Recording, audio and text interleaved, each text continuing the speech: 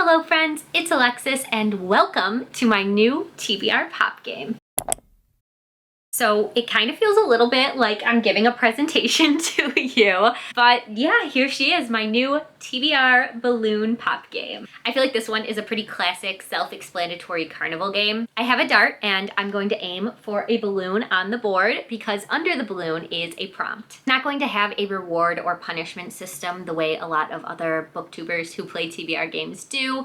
I really just want to have fun with this. I'm not doing it to punish myself for not reading the books, or if I hit the same color 3 times in a row, I'm not going to add another book onto my TBR.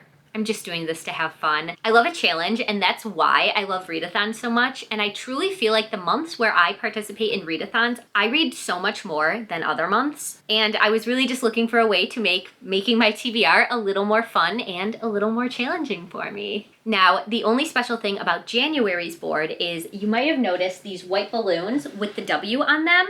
And that's because in the month of January, I will be participating in Winterween, like I do every January. So I went ahead and I put the 5 Winterween prompts onto the board on these white balloons. So these 5 balloons are definitely going to be the priority this month and what I'm going to be aiming for. This all sounds easy enough, but I haven't even practiced at all. And honestly, the only place I've ever played darts is at a bar, and I've never been good at it. So yeah, I'm just gonna be happy as long as I can hit the balloons and I don't hit my wall at all. And the very last thing before we can finally get into the game is I'm going to throw for 10 balloons this time. I don't know if I'm gonna do 10 every single month. Like, yes, I could easily read 10 books a month, but I also don't wanna be overwhelmed by this and not be able to mood read still. So I'm thinking because I have the 5 Winterween prompts that I will hopefully hit, that leaves me with 5 other prompts to complete during the month. All right, there are all the rules. Let's play TBR Pop. Okay, dart number 1.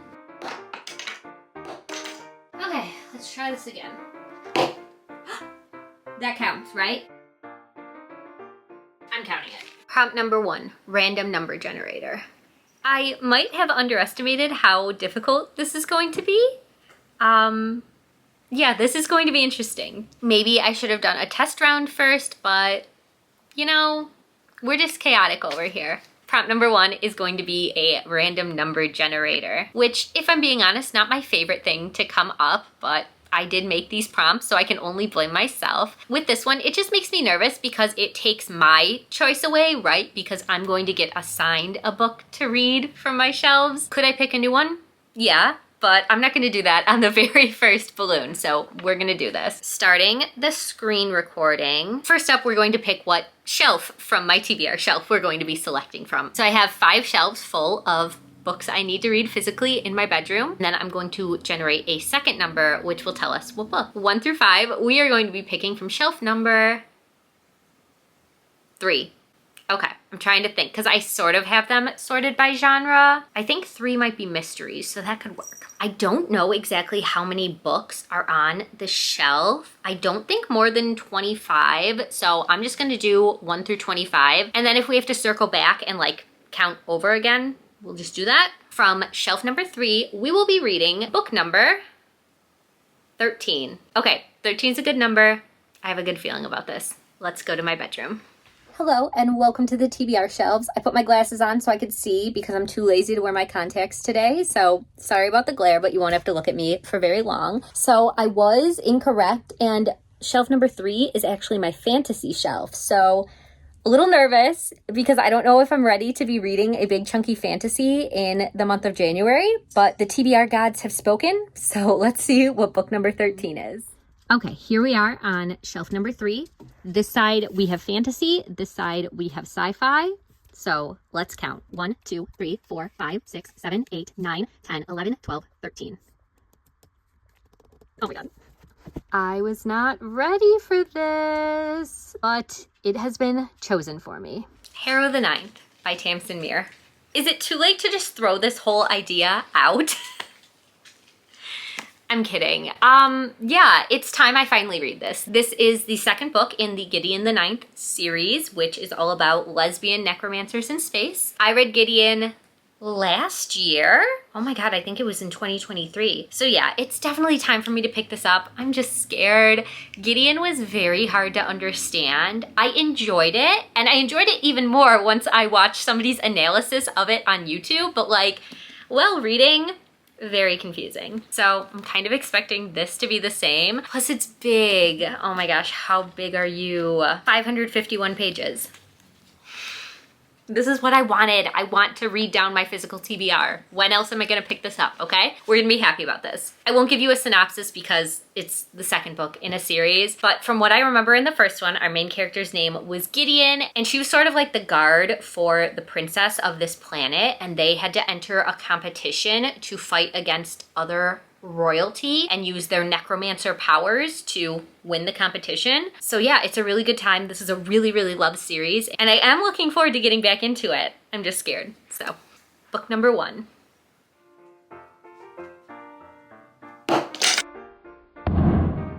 It hit it, so I'm counting it. Prompt number 2, unconventional format. Okay, we have prompt number 2, and this one actually counts because the whole went through the paper this time. And this is going to be a book with an unconventional format. And what I mean by that is any book that does something a little different. So that could be mixed media. It could be not using quotation marks. It could be including pictures. It could be written in verse. You know, just not standard prose on the page, like just something different. A lot of books have this now, so I didn't think this prompt would be too difficult to find one for when it came up, and I was correct because this is giving me the opportunity to read a highly anticipated book, and that is Brat by Gabriel Smith. My friend Tiffany absolutely loved this one, and I love her taste in books. She finds the absolute best, most interesting sounding horror books that I have never heard of before, and this was one of them. So the unconventional part about this one is there's a book inside of a book. And then as I was flipping through, it looks like sections of it are written in like a script format. So that counts for me. This one is about a man named Gabriel.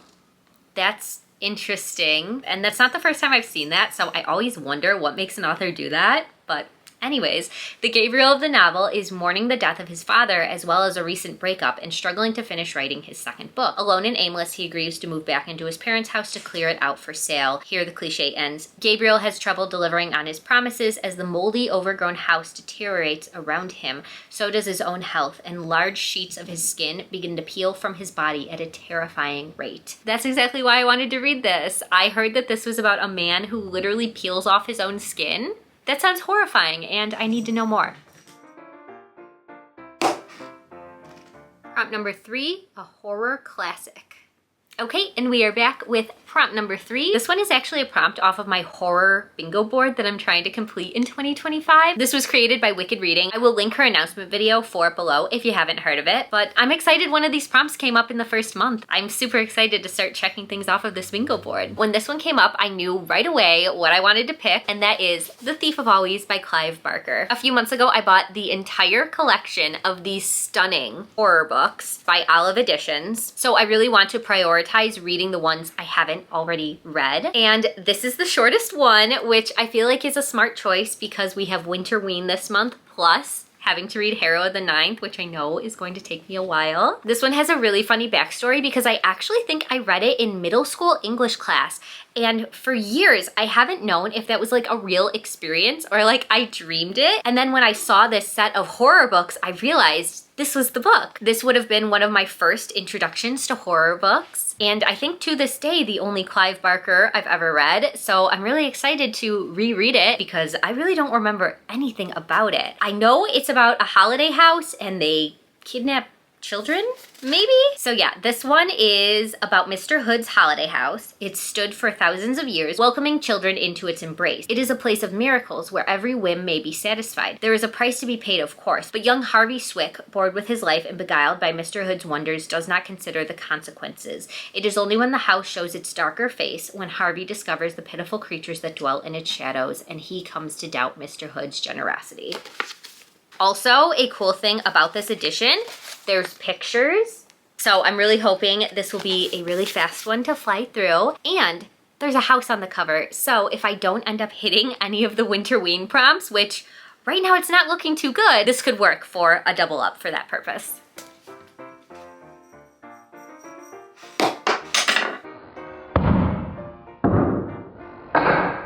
It hit it so it counts. Prompt number 4, a house on the cover or in the title.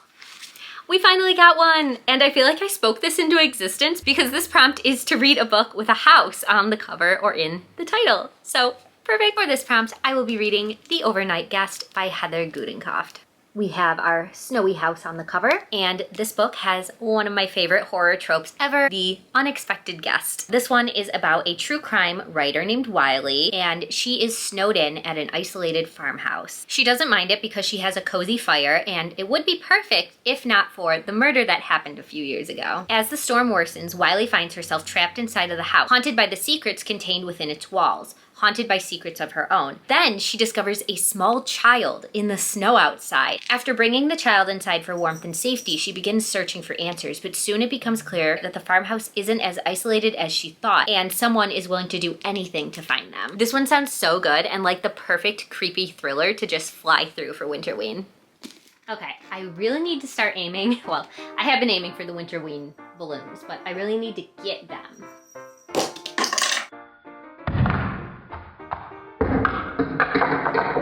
It hit it. There's a puncture hole. If these were real balloons, they would be popping. Prompt number 5, a horror book published 5 or more years ago. Another Winterween prompt. We are killing it. I feel like I got the hang of it now. I have the perfect one for this prompt. That is going to be Snow by Ronald Malfi. Every year for Winterween, I like to look up recommendations of wintry horror books.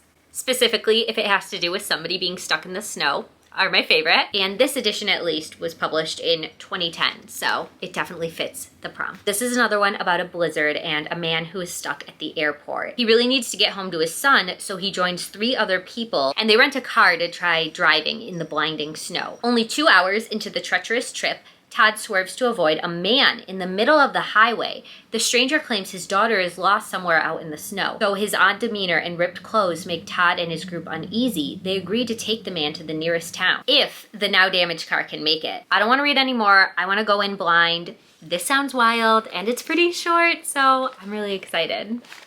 Okay, let's aim for one of the lower Winterween balloons.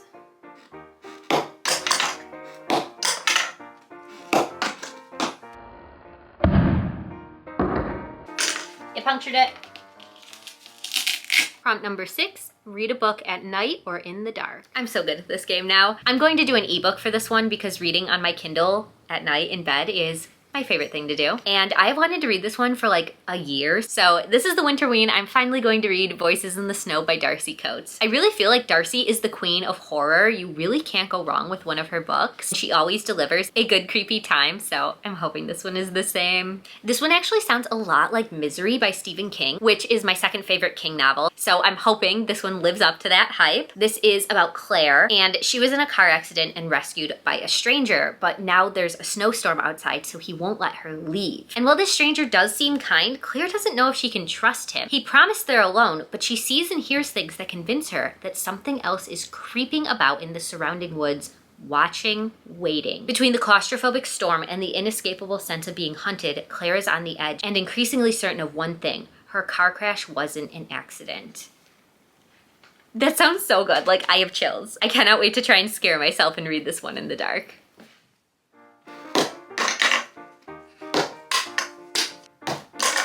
Could you imagine if I punished myself every time I missed? Oh my god, I'd have so many books to read.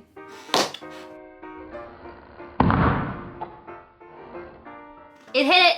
I don't want to hear that I'm cheating, it's my game. A novella, a manga, or a spooky audiobook. This one is going to be perfect to help me work on my 2025 goals because one of them is to finish 5 of the manga series I'm currently in the middle of, one of which being Happiness by Shuzo Oshimi. So I'm gonna throw volume 5, the next one I have to read in the series, onto the TBR.